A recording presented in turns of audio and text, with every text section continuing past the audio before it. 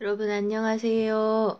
오늘 말 많고 탈 많은 문제인물 트럼프가 셧다운 때문에 미뤄졌던 연두교서를 했는데요. 중간에 박수가 너무 많이 나와서 1시간 20분도 넘게 진행이 됐습니다. 근데 이제 미국에서 현재 일어나고 있는 일들에 대한 자신의 입장을 세세하게 밝혔기 때문에 그 연설을 중심으로 미국의 현재 현안들에 대해서 한번 말씀드려보는 게 좀 도움이 될 것 같다 생각을 했습니다. 어, 먼저 북미 정상회담 날짜가 1박 2일로 발표된 게 엄청 반가웠습니다. 그죠? 트럼프가 자기가 당선되지 않았었다면 지금 북한과 미국은 격렬한 전쟁 속에 있을 거라고, 와중에 있을 거라고 하던데 저는 이 말에 전적으로 동의합니다.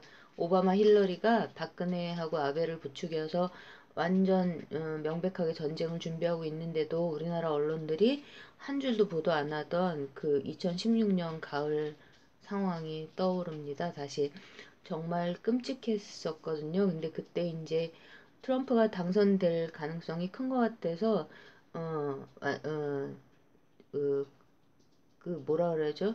극단적으로 걱정을 하지는 않았었지만 어쨌든 좀 끔찍했었습니다. 이 북한 문제를 포함해서 트럼프의 국제관계 정책은 근본적으로 반전 평화 정책인데 오늘도 이제 위대한 국가들은 끝없는 전쟁을 추구하지 않는다라고 하면서 이거를 다시 한번 천명했고요. 러시아와 미사일 규제 협약을 러시아가 안 지켜서 탈퇴한다고 했는데 이 문제 포함해서 트럼프의 외교 정책 전반은 별도로 나중에 한번 살펴볼 수 있었으면 좋겠습니다. 이 미국 현안 관련해서 제가 첫 번째로 말씀드리고 싶은 미국 국내 이슈는 이른바 프로초이스, 선택을 존중한다는 뜻이죠. 이거가 미국 힐러리류 페미니스트들이 강력하게 추진하고 있는 그러니까 낙태법 관련 내용입니다. 이들은 임신 말기, 즉 임신 9개월 기간을 3등분해서 말기인 7개월 이후의 낙태도 합법화를 강력하게 밀어붙이고 있는데요. 뉴욕주, 버지니아주 등등 여기에 동의하는 쪽으로 흐르고 있는 주들이 있습니다. 근데 이 법안이 심지어 산모의 산도가 확장하기 시작한 이후, 즉 출산 당일에 신생아를 죽게 만드는 것도 합법적인 낙태의 범주에 포함시키고 있어서 그러니까 태아가 살아서 산모의 몸 밖으로 나온 다음에도 심지어 산모와 의사가 의논해서 그 신생아의 생존 여부를 결정하는 거를 낙태 범주에 넣어야 한다는 주장을 하고 있거든요. 이게 프로 초이스, 즉 아이를 임신한 여성의 초이스, 선택을 존중하는 일이라는 내용입니다. 이 문제는 2016년에 트럼프와 힐러리 대선 토론에서도 이제 전면적으로 거론이 됐었는데요. 3차 공개 토론에서 힐러리는 임신 말기 낙태 합법화를 강력하게 주장하고 트럼프는 그러면 아이가 태어나기 직전에도 임신 중절이라는 이름으로 아이를 죽일 수 있다는 말이냐 이러면서 아주 강력하게 반대 입장을 보였었습니다. 이게 이제 민주당 여성 의원들이 주축이 돼서 주 법으로 이제 뉴욕주, 버지니아주 같은 데서 발의되면서 쟁점으로 떠올랐습니다. 프로-라이프, 그러니까 프로-초이스 아니고 프로-라이프, 즉 생명을 존중하는 입장을 취하는 안티-힐러리, 안티-민주당 페미니스트들은 당연히 여기에 반대하고 있고요.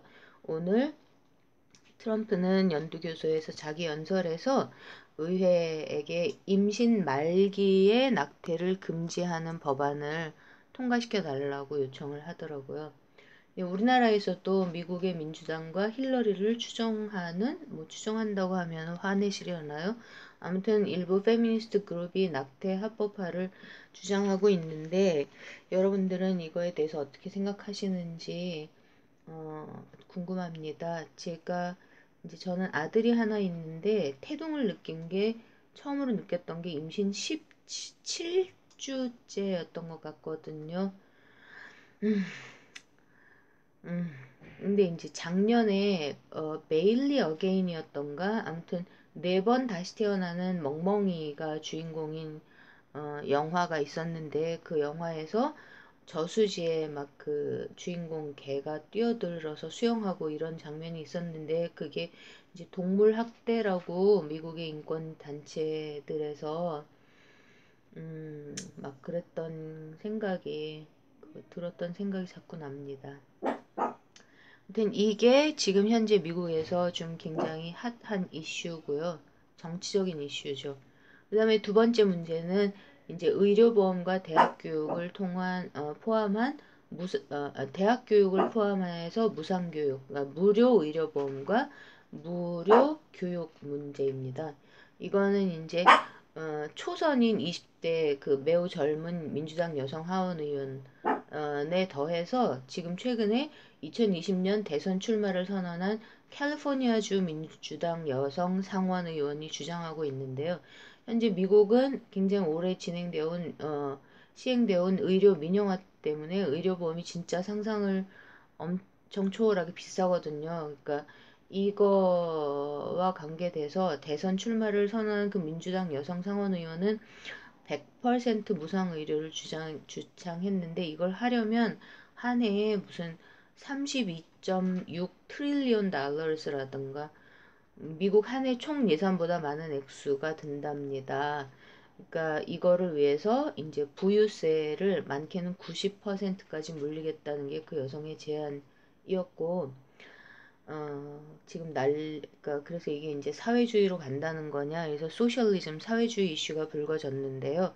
트럼프는 이 의료 정책을 지금까지 해온 대로 farmer money, 그 pharmacy 비용, 즉 의약품 값을 지속적으로 인하시켜서 해결하겠다고 오늘 밝혔습니다.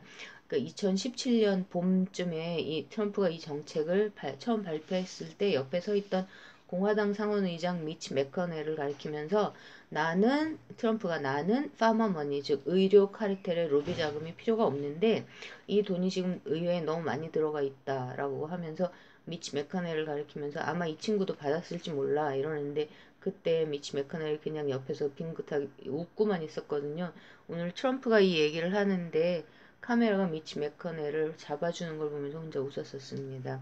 아무튼 트럼프는 미국의 사회주의는 없을 것이다 라고 공식 천명을 했는데 참 사회주의 제 생각에는 그러니까 한 나라의 단위 경제가 다 자본주의로 출발한 나라도 있고 사회주의로 출발한 나라도 있잖아요. 이 모든 나라들이 자본주의, 사회주의, 극단적인 신자유주의와 전체적인 사회주의 시스템을 그 왔다 갔다 그 진영 논리로 이렇게 춤을 추는 게 아니라 어쨌든 다수가 동의하는 선에서 기본소득을 포함하는 보편 복지국가로 가는 게 맞다고 생각하는데 여러분들은 어떻게 생각하시는지요? 그러니까 트럼프는 아직까지는 중소기업과 제조업의 부활 그리고 에너지 생산과 수출 이렇게 비교적 전통적인 방식으로 미국 경제를 부활시키고 있는 중인데 재선 후에 임기 6년차, 7년차 정도에 가면 아마 기본소득 얘기도 꺼낼 가능성이 있다고 저는 생각하거든요. 그렇게 기대를 하면서 지켜보고 있는 중입니다. 어쨌든 사회주의 논쟁이 민주당에서 막 주창해가지고 그 핫한 이슈입니다. 미국에서. 그다음에 세 번째로 주목하고 싶은 쟁점은 이제 멕시코와의 사이의 장벽 문제인데요. 아이고 우리 멍이가 또 지저대네요. 죄송합니다. 이제 이것 때문에 연방 정부 셧다운까지 갔었잖아요. 근데 지금 트럼프는 이제 왕창 밀려든 캐러밴 이게 이제 주로 조지 소로스가 후원하는 이른바 인권 단체들이 대체로 이제 남미의 온두라스에서 사람들을 모집해서 돈을 줘가면서 국경까지 데려온 남미 사람들인데요. 이 사람들 때문에 이제 이거를 막느라고 트럼프가 지금 군대까지 보내놨습니다. 국경지대에. 그러니까 국경 문제가 이제 문제가 될 수밖에 없는 제일 큰 부분이 아무래도 우선 마약부터요. 불법 마약 수입이 엄청난 이슈인데 미국에서는 이제 어디를 가나 자동차가 다니는 큰 길 말고 바로 뒷골목에 들어가면 대충 이제 어둑어둑해지는 7시 정도부터 뭐 해가 좀 떨어질 정도부터 아주 싼 값에 마약을 살 수 있거든요. 근데 이 마약들이 대부분 멕시코 국경을 통해서 들어옵니다. 우리나라에서도 얼마 전에 부산에서 중국으로 가던 멕시코산 마약이 적발됐었잖아요. 근데 마약과의 전쟁을 트럼프는 엄청나게 추진하는 중이고요. 또 이제 그 이 국경을 통해서 들어오는 MS-13이라는, 그러니까 본래 처음 조직된 게 남미의 살바도르였다 그러더라고요.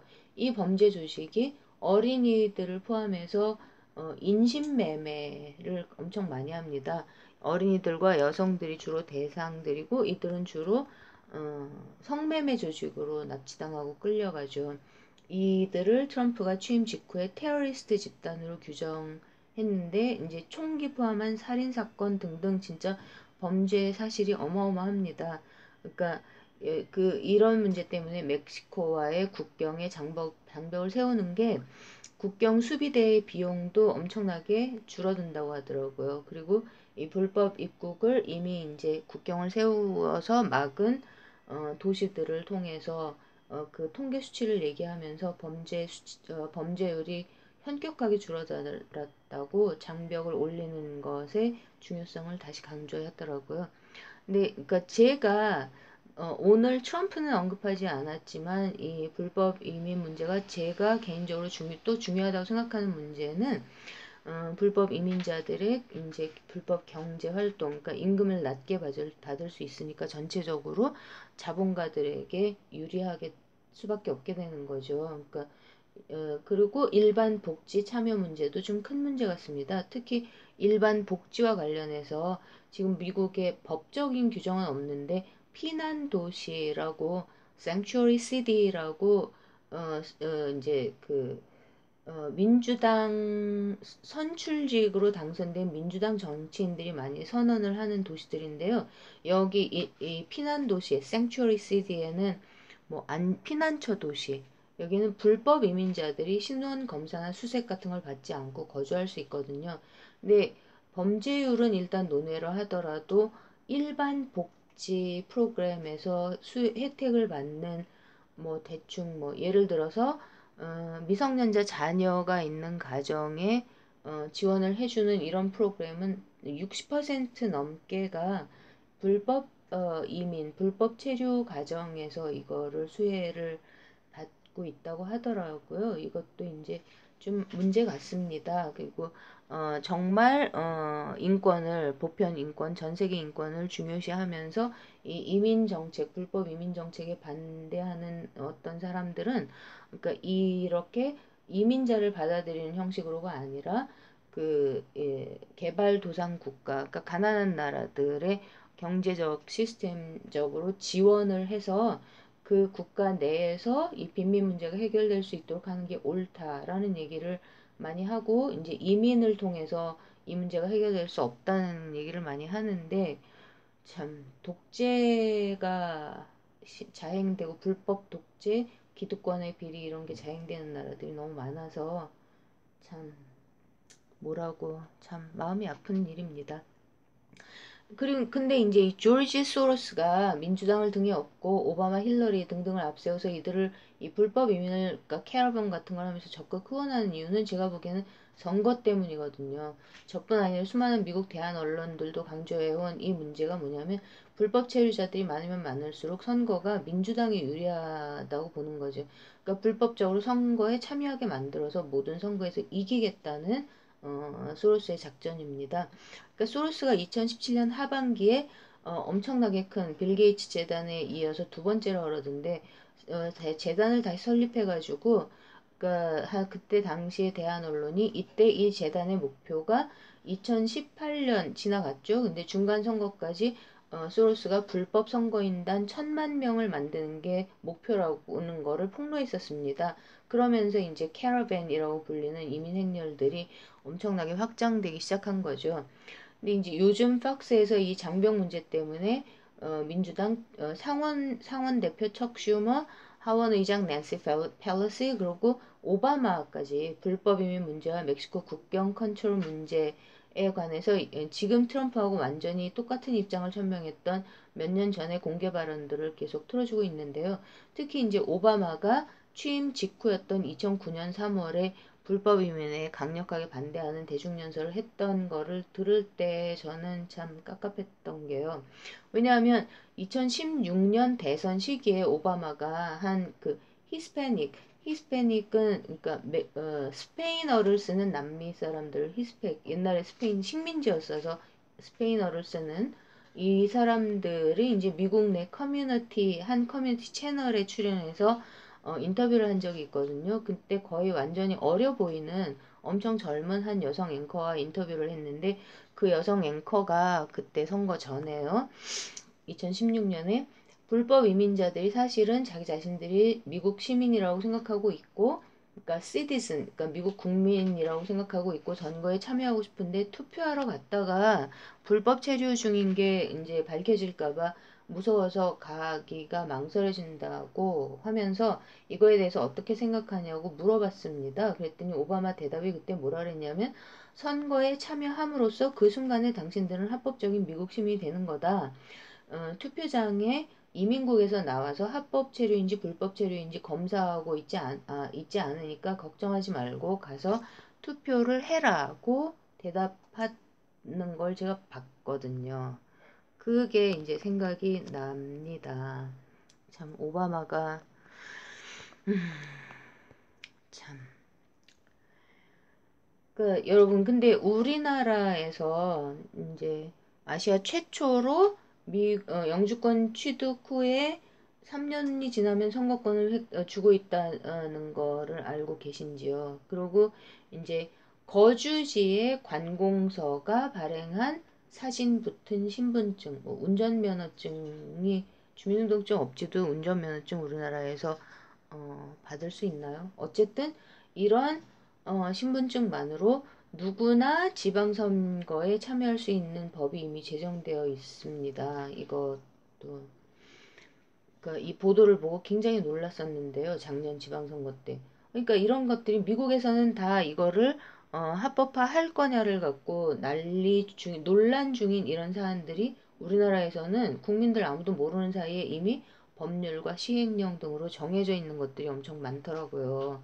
그러니까 우리나라 국적을 가진 사람들이 합법적인 유권자로서 제대로 된 선거인 명부에 의거해서 우리 국민들의 권리와 권익을 위해서 투표하고 바로 그 투표지에서 수개표를 통해서 우리 민주적인 권리, 국민의 주권, 국민이 주인인 그 권리를 극소수의 기득권 엘리트들한테 도둑맞지 말고 그런 일이 일어나지 않고 올바로 정당하게 행사할 수 있는 날이 와야 될 것 같습니다.